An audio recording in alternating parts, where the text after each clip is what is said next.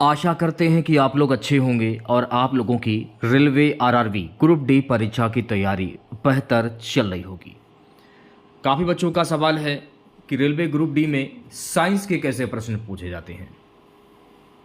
तो जो आप लोगों का एग्ज़ाम हुआ था वर्ष 2018 में, और 2018 में साइंस के कैसे क्या प्रश्न पूछे गए थे, इस वीडियो को देखने के बाद आप लोगों को पता चल जाएगा कि साइंस के प्रश्नों का लेवल क्या रहता है, प्रश्न हार्ड आते हैं या फिर सिंपल आते हैं। तो मैं आपको बता देना चाहता हूं कि साइंस के प्रश्न जो हैं वो हार्ड ही आते हैं। माना कि रेलवे ग्रुप डी का पेपर है, लेकिन इसको हल्के में मत लेना आप लोग, क्योंकि पेपर में जो प्रश्न पूछे जाते हैं साइंस वाले, मैंने देखा है बहुत ही ज़्यादा हार्ड प्रश्न पूछे जाते हैं। तो इसकी प्रैक्टिस आपको सबसे ज़्यादा करनी है साइंस के प्रश्नों की, क्योंकि सबसे ज़्यादा साइंस के प्रश्न पूछे जाते हैं। करंट अफेयर तो छोड़ दो, करंट अफेयर से लगभग ये मान के चलिए 3 से 4 5 प्रश्न करंट अफेयर्स के हो गए, और जीके जीएस के मान लीजिए थोड़े बहुत प्रश्न पूछ लिए जाते हैं, लेकिन सबसे ज़्यादा जो प्रश्न पूछे जाते हैं वो साइंस के पूछे जाते हैं। तो साइंस का जो लेवल जो रहता है वो हार्ड लेवल रहता है, तो उसके लिए आपको सबसे ज़्यादा मेहनत करनी होगी। तो आज की इस वीडियो में हम लोग देखेंगे रेलवे ग्रुप डी 2018 में साइंस के कैसे क्या प्रश्न पूछे गए थे। लेवल आपको पता चल जाएगा वीडियो को देखने के बाद, ठीक है। तो वीडियो को पूरा देखेगा। जो भी नए बच्चे हैं, जो भी बच्चे इस चैनल के साथ में नहीं जुड़े हैं, तो चैनल को जरूर सब्सक्राइब करें और नोटिफिकेशन बेल ऑन करना ना भूलें। तो चलिए वीडियो को स्टार्ट करते हैं। वीडियो शुरू करने से पहले जिन बच्चों ने अभी तक इस वीडियो को लाइक नहीं किया है, तो प्लीज़ वीडियो को लाइक कर दीजिएगा और ज़्यादा से ज़्यादा अपने तमाम दोस्तों में इस वीडियो को शेयर कर दीजिएगा। इसकी पीडीएफ आप हमारे व्हाट्सएप ग्रुप और टेलीग्राम चैनल से जो है वो प्राप्त कर सकते हैं। लिंक आपको वीडियो के डिस्क्रिप्शन में मिल जाएगा। और दूसरी बात मैं आपको बता देना चाहता हूँ, रेलवे ग्रुप डी की जो 1500 प्रश्नों की जो पीडीएफ थी फाइनली बनकर तैयार हो चुकी है। तो जिन बच्चों ने अभी तक इस पीडीएफ को नहीं लिया है, तो सभी बच्चे पीडीएफ को ले लीजिए। काफ़ी बच्चों ने पीडीएफ को ले भी लिया है, तो जिन बच्चों ने अभी तक इस पीडीएफ को नहीं लिया है तो जल्दी से पीडीएफ को ले लीजिए। तो पीडीएफ को लेने के लिए आपको करना क्या होगा, व्हाट्सएप पर हमें मैसेज करना होगा। वहीं पर आपको बताया जाएगा पीडीएफ का क्या चार्ज है और कैसे आपको पीडीएफ को लेना है, ठीक है। तो इसमें देखिए जो पीडीएफ है 1500 प्रश्नों की, इसमें 2018 से 2022 तक के जीके और साइंस के प्रश्नों को लिया गया है। तो जो बच्चे इस पीडीएफ को लेने के इच्छुक हैं, तो सभी बच्चे पीडीएफ को ले सकते हैं। हमारा व्हाट्सएप नंबर नोट कर लीजिए आप लोग। हमारा व्हाट्सएप नंबर है 87 651 25 824। इस नंबर पर मैसेज करके आप पीडीएफ के बारे में जानकारी ले सकते हैं कि पीडीएफ का चार्ज कितना है और कैसे क्या पीडीएफ आपको मिलेगी, ठीक है। 1500 प्रश्नों की पीडीएफ है। जो भी बच्चे इच्छुक हैं इस पीडीएफ को लेने के लिए, वो सभी बच्चे पीडीएफ को ले सकते हैं। तो पहला प्रश्न देखिएगा सभी बच्चे। पहला प्रश्न रहेगा, धमनी व सिराओं सहित रक्त परिसंचरण तंत्र का अध्ययन विज्ञान की कौन सी शाखा में किया जाता है?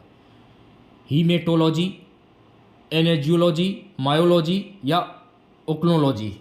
धमनी व सिराओं सहित रक्त परिसंचरण तंत्र का अध्ययन विज्ञान की कौन सी शाखा में किया जाता है, ये आपसे पूछा जा रहा है। तो ये किया जाता है एंजियोलॉजी। तो ऑप्शन नंबर वी जो है इस प्रश्न का राइट आंसर हो जाएगा, ठीक है। चलिए बढ़ते हैं नेक्स्ट क्वेश्चन की ओर। प्यारे बच्चों, अगला प्रश्न देखिएगा। अगला प्रश्न क्या है कि एंजियोलॉजी का जनक किसे माना जाता है? Karl Landsteiner, Wiener, William Harvey, Robert Hooke. Angiology का जनक किसे माना जाता है? तो ये माना जाता है विलियम हार्वे को। तो विलियम हार्वे इस प्रश्न का राइट आंसर हो जाएगा, यानी कि ऑप्शन नंबर सी। प्यारे बच्चों, अगला प्रश्न देखेगा। अगला प्रश्न है, ब्लड रक्त का अध्ययन किया जाता है फाइकोलॉजी, माइकोलॉजी, हीमेटोलॉजी, इकोलॉजी।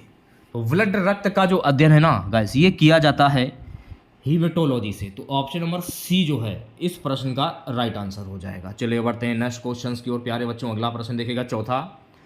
एक सामान्य व्यक्ति में ब्लड की मात्रा कितनी होती है? 5 लीटर, 4 लीटर, 7 लीटर या 8 लीटर। तो एक सामान्य व्यक्ति में ब्लड की मात्रा होती है मेरे प्यारे बच्चों 5 लीटर। तो ऑप्शन नंबर ए जो है इस प्रश्न का राइट आंसर हो जाएगा, ठीक है। चलिए बढ़ते हैं नेक्स्ट क्वेश्चन की ओर। सो गाइस, अगला प्रश्न देखेगा। अगला प्रश्न क्या है? किसी व्यक्ति में ब्लड की मात्रा उसके कुल भार की लगभग होती है 2 से 3%, 7 से 8%, 3 से 4%, 10 से 12%। 3 से 4%। देखिए ऑप्शंस जो हैं ऊपर नीचे हो गए हैं हमसे, तो राइट आंसर जाएगा 7 से 8%, यानी ऑप्शन नंबर सी करेक्ट हो जाएगा। देखिए ऑप्शन चाहे नीचे ऊपर हो जाए, आपको पढ़ने से मतलब है, ठीक है। नेक्स्ट क्वेश्चन देखिएगा, छठा प्रश्न हमारा है, ब्लड रक्त का पीएच मान होता है 6.8, 7, 7.4 या 6। ब्लड रक्त का पीएच मान कितना होता है? इसका पीएच मान होता है 7.4। तो ऑप्शन नंबर सी जो है इस प्रश्न का राइट आंसर हो जाएगा। प्यारे बच्चों नेक्स्ट क्वेश्चन देखेगा, ब्लड किस प्रकार का ऊतक है? उपकला ऊतक, कंकालीय ऊतक, तरल संयोजी ऊतक या पेशी ऊतक? ब्लड किस प्रकार का? तो ब्लड जो है ना गाइस, तरल संयोजी ऊतक है। तो ऑप्शन नंबर सी जो है इस प्रश्न का राइट आंसर हो जाएगा। सो गाइस अगला प्रश्न देखेगा 8वां, ब्लड का सर्वाधिक भाग कौन बनाता है? Plasma, RBC, WBC, plates. Blood का सर्वाधिक भाग जो है ना ये बनाता है प्लाज्मा। तो ऑप्शन नंबर ए जो है इस प्रश्न का राइट आंसर हो जाएगा। सो गाइस अगला प्रश्न देखेगा, ब्लड का कितना प्रतिशत भाग प्लाज्मा बनाता है? 45%, 55%, 95% या फिर 20%? ब्लड का कितना प्रतिशत भाग प्लाज्मा बनाता है? 55% भाग प्लाज्मा बनाता है। तो ऑप्शन नंबर वी जो है इस प्रश्न का राइट आंसर हो जाएगा। 10वां प्रश्न है, प्लाज्मा में जल की मात्रा होती है 70 से 72%, 80 से 90%, 8 से 10%, 90 से 92%।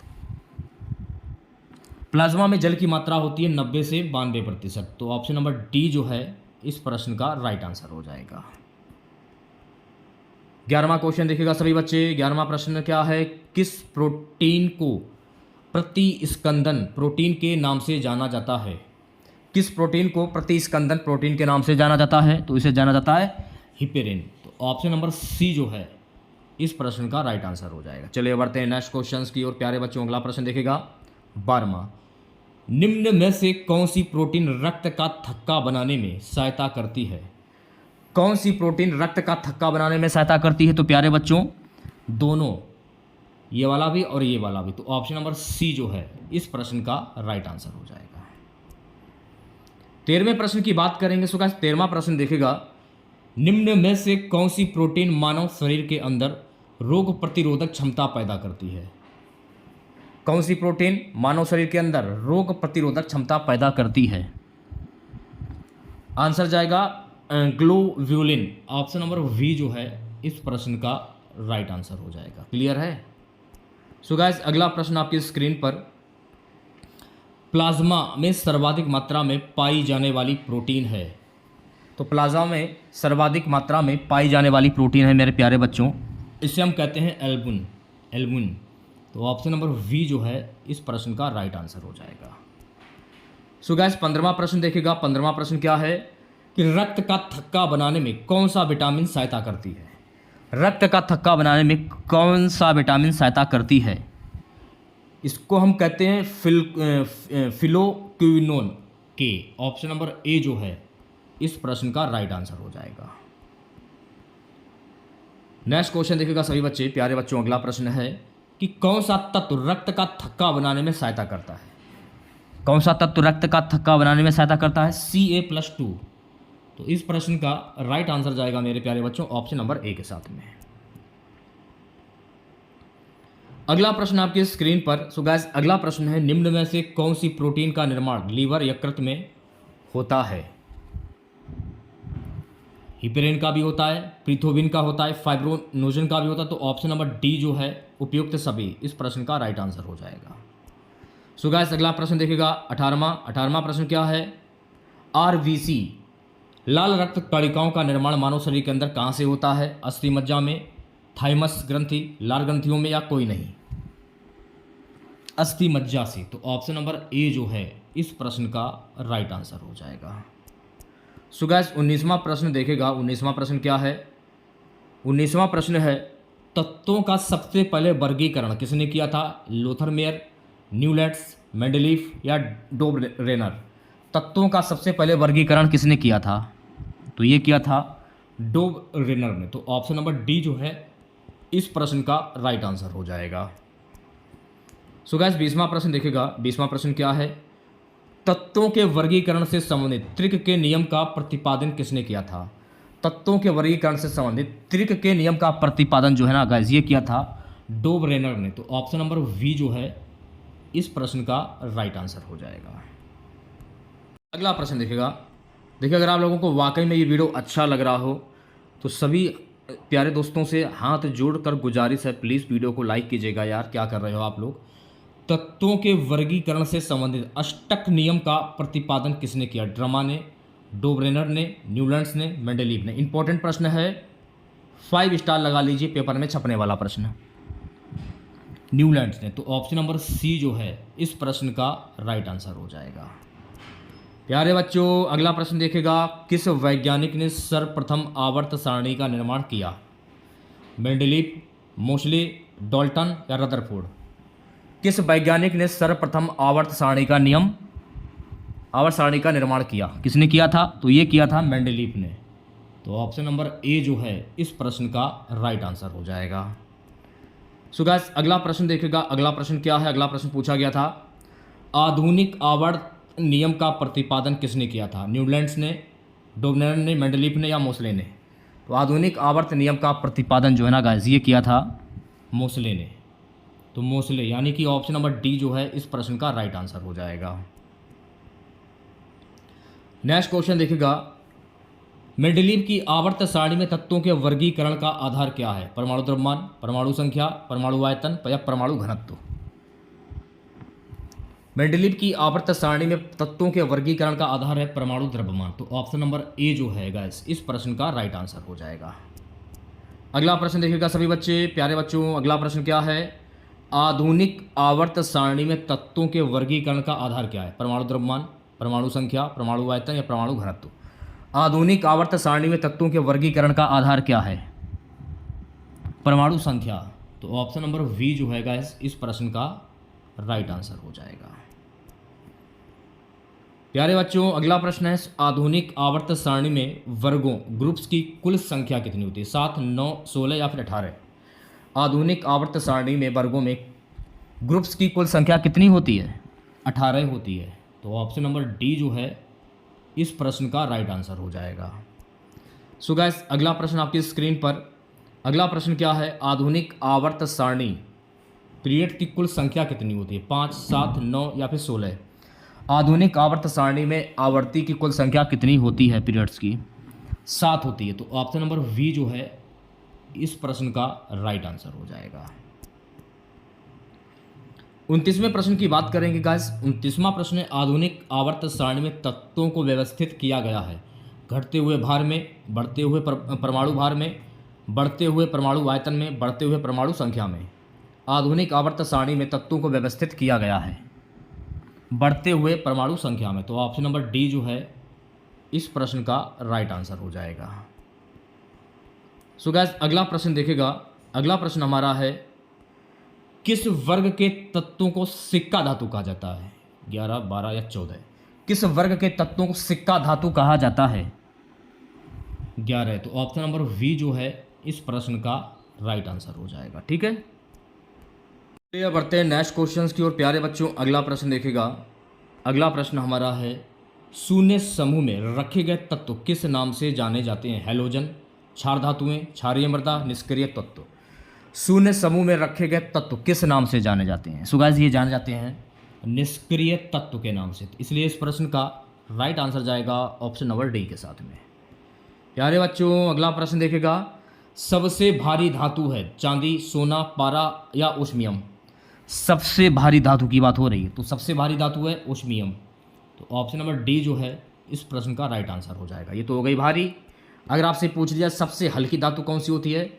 मैग्नीशियम, एल्युमिनियम, प्लेटिनम या लिथियम? सबसे हल्की धातु की बात हो रही है, तो सबसे हल्की धातु कौन सी होती है? लिथियम होती है। तो ऑप्शन नंबर डी जो है इस प्रश्न का राइट आंसर हो जाएगा। ठीक है, नेक्स्ट क्वेश्चन देखेगा सभी बच्चे। 34वां प्रश्न, निम्न में से कौन सा तत्व सर्वाधिक विद्युत ऋणात्मक है? ऑक्सीजन, फ्लोरीन, सोडियम या क्लोरीन? कौन सा तत्व सर्वाधिक विद्युत ऋणात्मक है? तो आंसर जाएगा फ्लोरीन की ओर। तो ऑप्शन नंबर वी जो है इस प्रश्न का राइट आंसर हो जाएगा। ठीक है, नेक्स्ट क्वेश्चन देखेगा सभी बच्चे। प्यारे बच्चों, अगला प्रश्न क्या है? आधुनिक आवर्त सारणी के समूह एक में मौजूद एकमात्र अधातु कौन है? Hydrogen, carbon, silicon, nitrogen.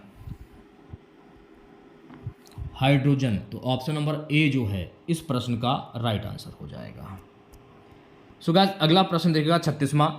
आवर्त सारणी में अधातुओं को किस और स्थान दिया गया है? दाहिनी ओर, बाईं ओर, बीच में या कोई नहीं? आवर्त सारणी में अधातुओं को दाहिनी ओर स्थान दिया गया, तो ऑप्शन नंबर ए जो है गाइस इस प्रश्न का राइट आंसर हो जाएगा। नेक्स्ट क्वेश्चन देखिएगा सभी बच्चे। अगला प्रश्न है, वे तत्व जो इलेक्ट्रॉन को ग्रहण करते हैं और ऋणात्मक आयन बनाते हैं होते धातु, अधातु, मिश्र धातु या यौगिक? ये कहलाते हैं अधातु। तो ऑप्शन नंबर वी जो है इस प्रश्न का राइट आंसर हो जाएगा। ठीक है, नेक्स्ट क्वेश्चन देखेगा सभी बच्चे। सो गाइस, अगला प्रश्न है कि किस वर्ग के तत्वों का गलनांक उच्चतम होता है? आंसर जाएगा 4A। ऑप्शन नंबर सी जो है इस प्रश्न का राइट आंसर हो जाएगा। चलिए बढ़ते हैं नेक्स्ट क्वेश्चन की और अगला प्रश्न देखेगा। सो गाइस, अगला प्रश्न क्या है? आवर्त में बाएं दाएं से जाने पर इलेक्ट्रॉन प्रीत में क्या परिवर्तन होता है? बढ़ती है, घटती है, अपरिवर्तित रहती है या इनमें से कोई नहीं? बढ़ती है। तो ऑप्शन नंबर ए जो है गाइस इस प्रश्न का राइट आंसर हो जाएगा। अगला प्रश्न देखिएगा सभी बच्चे। अगला प्रश्न क्या है? 40वां प्रश्न है, किस वर्ग के तत्वों की इलेक्ट्रॉन बंधुता उच्च होती है? तो राइट आंसर की अगर मैं बात करूं, इस प्रश्न का राइट आंसर जाएगा ऑप्शन नंबर सी के साथ में। ठीक है,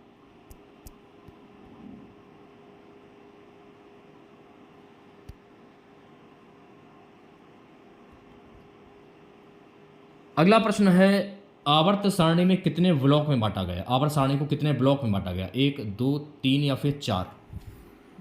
तो आवर्त सारणी को कुल 4 ब्लॉक में बांटा गया। तो ऑप्शन नंबर डी जो है इस प्रश्न का राइट आंसर हो जाएगा। आज की क्लास का लास्ट क्वेश्चन रहेगा प्यारे बच्चों, किस ब्लॉक का तत्व साधारणतः रंगीन यौगिक का निर्माण करता है? S block, P block, D block या एफ ब्लॉक? आंसर जाएगा ऑप्शन नंबर ए के साथ में, यानी कि एस ब्लॉक। ये ऑप्शंस करेक्ट हो जाएगा।